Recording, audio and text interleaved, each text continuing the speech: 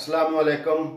पिछले कुछ दिनों से अज़रबैजान के ई वीज़ा जो ऑन अराइवल वीज़ा है इसके रिलेटेड बहुत सी न्यूज़ फैली, बहुत सी वीडियोज़ आई, बहुत से लोगों ने इसके ऊपर चर्चा की, बात हुई कि ये अज़रबैजान ऑन अराइवल वीज़ा के रिलेटेड जो है ये काम कर रहा है, ये अभी स्टार्ट हो गया है।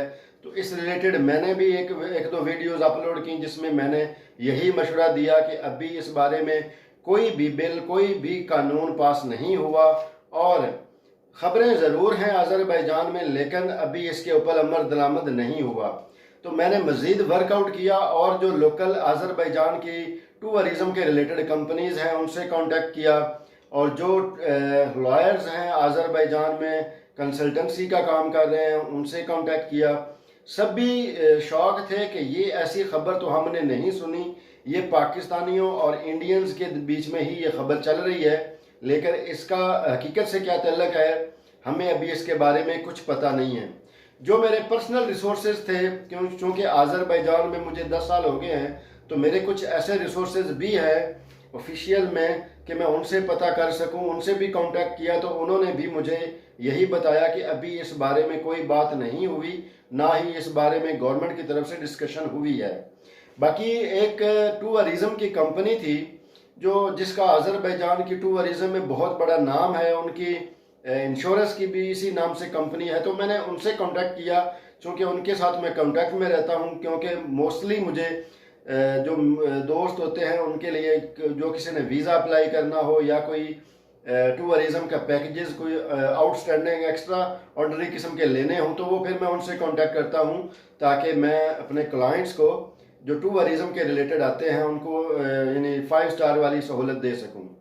तो उस कंपनी के जो बंदा मेरे साथ कांटेक्ट में है उसने मुझे बताया कि हमने ऐसी कोई खबर सुनी ही नहीं, जो मेरे लिए शॉकिंग न्यूज़ थी, क्योंकि इतनी बड़ी कंपनी, इतना नाम, और अज़रबैजान में अगर टूरिज़म का नाम आए तो सबसे पहले उसी कंपनी का लोग सोचते हैं, उसी कंपनी से कांटेक्ट करते हैं। जो लोग अज़रबैजान में रहते हैं उनको उस कंपनी का अच्छे से पता है।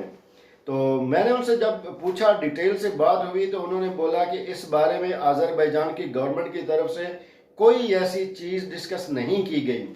हाँ, उन्होंने एक बात ये बताई थी कि अज़रबैजान चूँकि काराबाग इलाका वापस ले चुका है और वहाँ की जो टूरिज़म है उसको प्रमोट करने में लगी हुई है गवर्नमेंट, और बहुत से ऐसे काम किए जा रहे हैं, लोगों को फैसिलिटेट किया जा रहा है, बिजनेस के लिए मौके दिए जा रहे हैं। और ऑफिशियल तौर पे पहले तो ये था कि प्रेसिडेंट साहब ने बहुत ज़्यादा, जो अज़रबैजान के प्रेसिडेंट हैं इल्हाम अली साहब, उन्होंने बहुत ज़्यादा चक्कर लगाए काराबाग के मुख्तलिफ सिटीज़ के, ताकि अवाम तक ये बात जाए कि ये सेफ जगह है, टूरिज़म के लिए आप आ सकते हैं। तो अभी ऑफिशियल जो है इन्होंने बसेज इन्होंने चलाने शुरू कर दी हैं बाकू सिटी से, जो इनके मुख्तलिफ सिटीज़ हैं, जैसे शूशा हो गया, आगदम हो गया, और भी बहुत से, जैसे फजूली हो गया।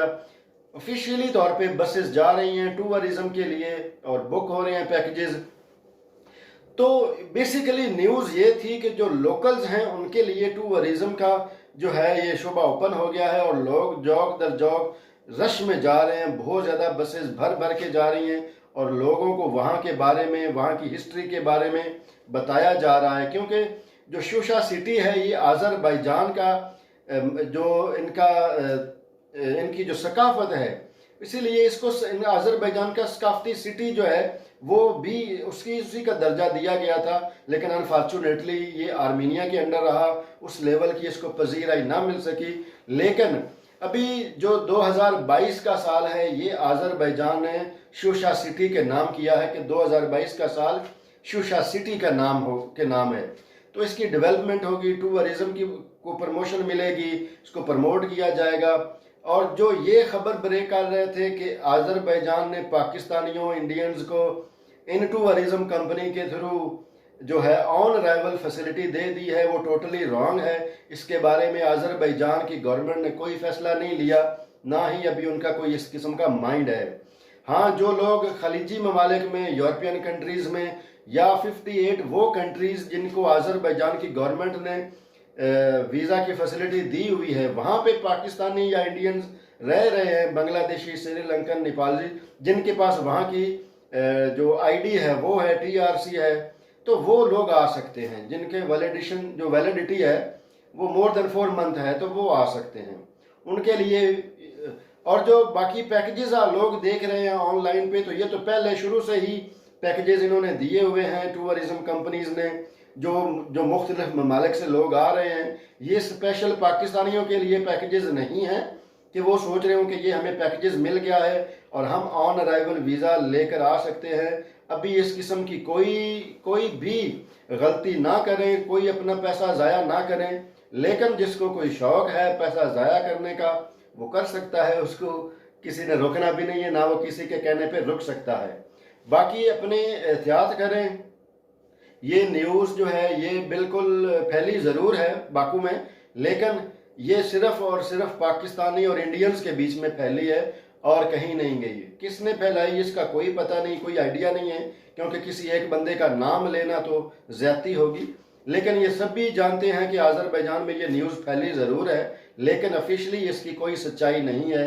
ना ही इस बारे में किसी ऑफिशियल बंदे ने कोई पॉजिटिव रिस्पांस दिया है कि ये न्यूज़ जो है ये सच्ची है और इसके ऊपर लोग आ सकते हैं। ऐसा कुछ भी नहीं है। लोकल टूरिज़्म को प्रमोट किया जा रहा है, लोकल लोगों को मोटिवेशन दिया जा रहा है कि आप लोग आज़रबैजान काराबाग के जो सिटीज़ हैं वहाँ पे आएँ। पहले भी लोग बहुत ज़्यादा जा चुके हैं जो ऑलरेडी काराबाग इलाके के रहने वाले थे और जिनको अपना इलाका छोड़ना पड़ा आर्मीनिया की वजह से, तो वो लोग जो बाकू में रह रहे थे, मुख्तलिफ सिटीज़ में रह रहे थे, वो अपनी जगह को देखने के लिए, वहाँ पे अपनी यादें ताज़ा करने के लिए ज़रूर जाते रहे हैं। बहुत ज़्यादा रश लगा रहा है, लेकिन जो अभी जो काम हो रहा है वो लोकल्स हद से ज़्यादा लोग जा रहे हैं। बसेस जो हैं डेली की 4, 5, 8, 10 भर के जा रही हैं और कोई किसी किस्म का थ्रेट नहीं है वहाँ पे, कोई किसी किस्म का मसला नहीं है। आज़रबैजान चूँकि काराबाग इलाका रिसेंटली आज़ाद हुआ है तो ये सेफ नहीं होगा उस लेवल का। तो मैं आप लोगों को एक बात बताता चलूँ कि जिस एरिया में रशियन कंपनीज काम कर रही हैं, जिस एरिया में यूरोपियन कंपनीज काम कर रही हैं, टर्किश कंपनीज काम कर रही हैं, तो ये छोटा सा कंट्री आर्मीनिया थ्रेट नहीं दे सकता। जिसकी वजह यही है कि ये आज़रबैजान, आर्मीनिया रशिया से आज़ाद हुए हैं, तो रशियन कंपनीज काम कर रही हैं, तो ये सवाल ही नहीं पैदा होता कि वहाँ पे कोई थ्रेट दी जा सके। और वैसे भी जो आर्मेनिया का प्रेसिडेंट है वो पिछले चंद दिनों से जो है सीज़ फायर का और अमन मुआहिदों का ये ऐसे बहुत से बयान दे रहा है, जिसका आज़रबैजान ने पॉजिटिव रिस्पांस दिया है और ये चाहते हैं कि ये खिता इस सिचुएशन से क्लियर हो और तरक्की करे, आज़रबैजान भी तरक्की करे, जॉर्जिया, आर्मीनिया ये सभी तरक्की की तरफ गामजन हों, ताकि किसी किस्म का कोई प्रॉब्लम ना हो, किसी किस्म का कोई थ्रेट ना हो। तो ये चीज़ें आप भूल जाइए कि ऐसा कुछ होगा वहाँ पे, ये सारी चीज़ें ख़त्म हो चुकी हैं। तो इंशाल्लाह ठीक है दोस्तों, नेक्स्ट वीडियो में मिलते हैं नेक्स्ट टॉपिक के साथ। तब तक के लिए